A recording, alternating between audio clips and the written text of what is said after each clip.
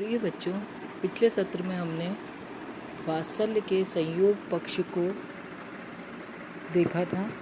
आज मैं आपको सूरदास के वात्सल्य वर्णन के वियोग पक्ष को समझाऊंगी।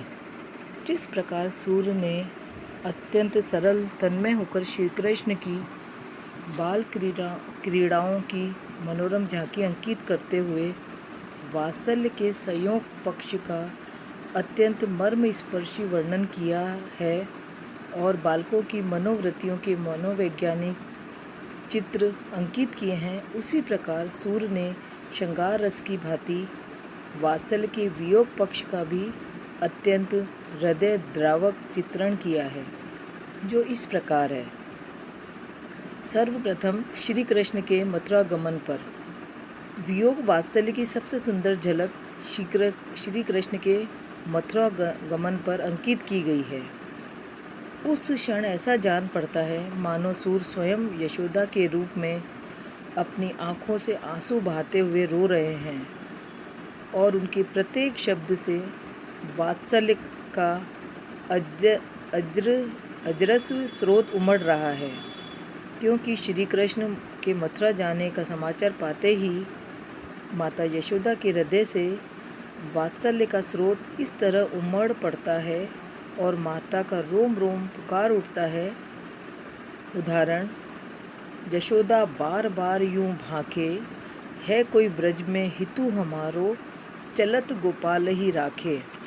इतने रोने पीटने पर भी जब माता यशोदा की बात कोई नहीं सुनता और कृष्ण मथुरा जाने से नहीं रुकते, तब माता यशोदा का हृदय वियोग जन वात्सल्य के प्रबल वेग को सहन नहीं कर पाता और वे विलाप करती हुई कटे वृक्ष की भांति भूमि पर गिर पड़ती है।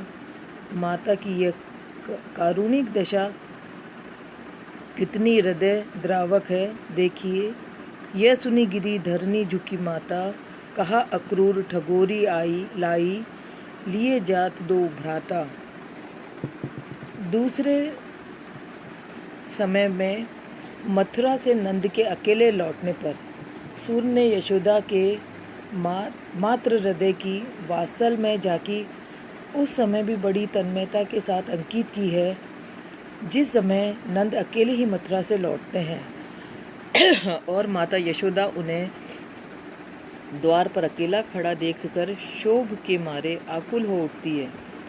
उस क्षण माता यशोदा का हृदय शतधा होकर वात्सल्य रस की अनेक धाराओं में फूट पड़ता है और वे अपने प्रिय पुत्र के अभाव में एक सहज टीस स्वाभाविक आकुलता एवं नैसर्गिक व्यथा से परिपूर्ण होकर अपने पति नंद को फटकार उठती है और कहती है।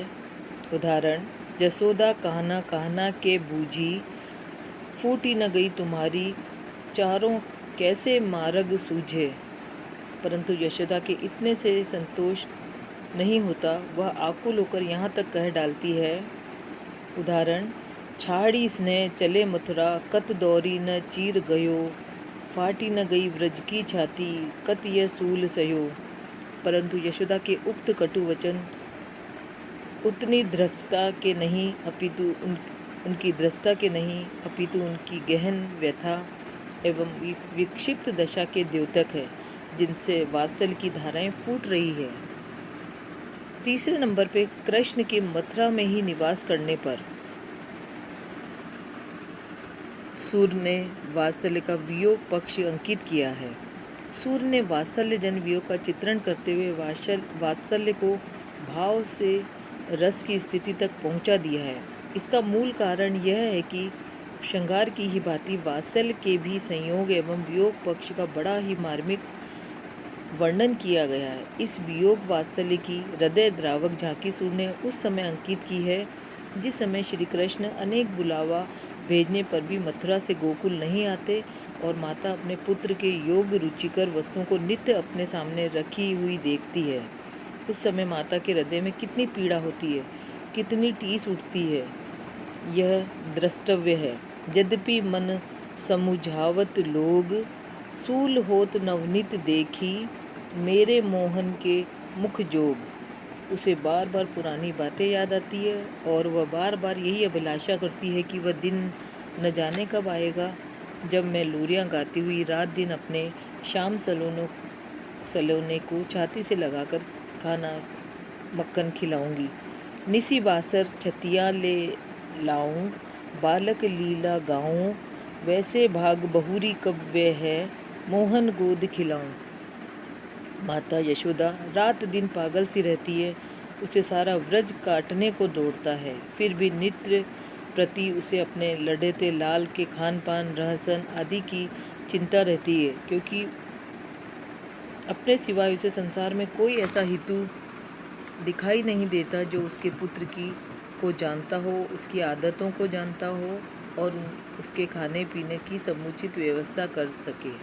इसलिए माता यशोदा कहती हैं, संदेशो देव की सो कहियो, हो तो धाय तिहारे सूत की, दया करत ही रहियो।